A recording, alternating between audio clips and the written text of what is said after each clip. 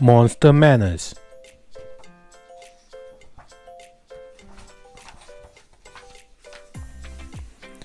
Rosie Monster looked like a perfect little monster. She had nice strong teeth and sharp little claws, and green eyes that glowed in the dark. Rosie had just one problem. She was always forgetting her monster manners. Monsters are supposed to fight with their friends and break each other's toys. Rosie played nicely with everyone. This made her mother very unhappy. Monsters are supposed to growl loudly when they answer the phone. Rawr! Rosie always forgot and said, "Hello," in a polite voice. Her father found this very upsetting. Good.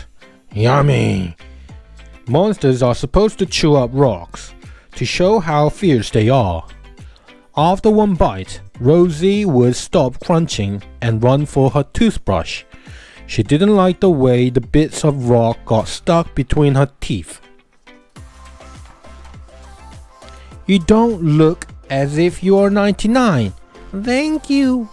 One day when the family was out walking, Rosie even helped an old man cross the street. Poor child. Her mother and father shook their heads. "I'm afraid Rosie will never learn," said her father. "How will she get along in the world?" asked her mother. While they were talking, Rosie's best friend Prunella came by. "Buzz off! Arf!" "Oh, what a girl!" "You have good manners, Prunella," said Rosie. "Will you teach me?" "Sure," said Prunella. And so Prunella came over to give Rosie some lessons. Ready? Ready? The first lesson was making monster faces. Prunella showed Rosie how to make monster face number 1, monster face number 2, monster face number 3, and monster face number 4.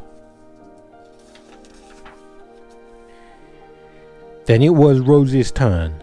She tried monster face number 1, then number 2, number 3, and number 4. "That's terrible," said Prunella. "Let's try something else. Maybe you're better at table manners." "May I see the menu, please?"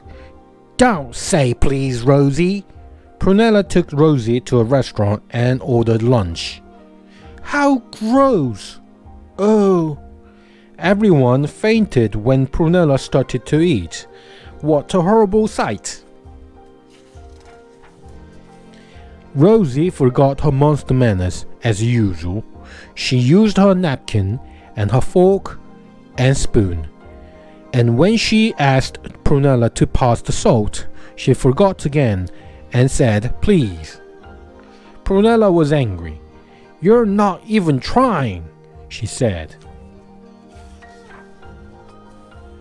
Prunella decided to give Rosie one more chance.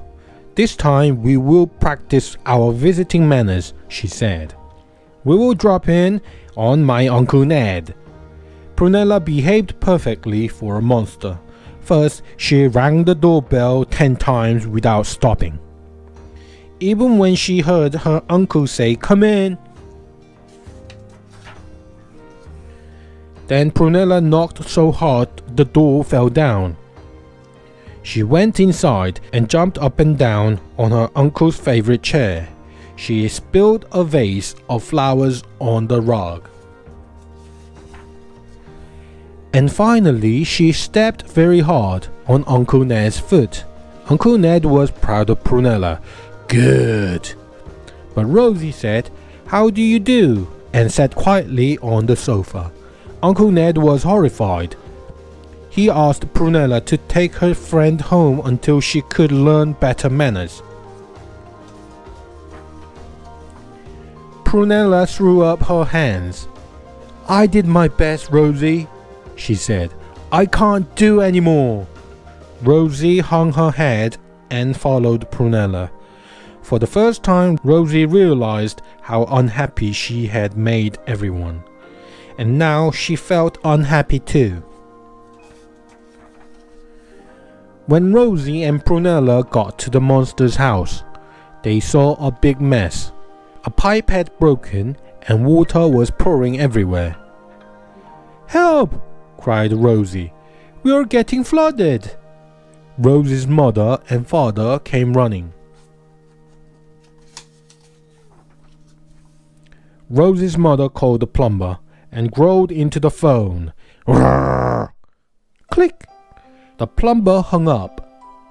Rosie's father called and roared into the phone. Roar! Click! The plumber hung up harder. Prunella tried too, but the same thing happened. Click! They were getting nowhere, and the water was getting deeper. Something had to be done, and Rosie did it. Without thinking, she dialed the phone and said in a nice voice, "Hello, we have a leak at the monster's house. Can you come over, please?" "I'll be right there," said the plumber. "Thank you," said Rosie. After the plumber had left and everything was back to normal, Rosie's mother turned to Rosie's father. "You know, dear," she said, "Rosie's strange manners do come in handy sometimes." "We are lucky to have her," said Rosie's father. "Strange manners and all." They gave Rosie a hug and a kiss and sent her out to play. "Mind your manners, dear," called Rosie's mother from the window. "I will, mother," answered the Rosie.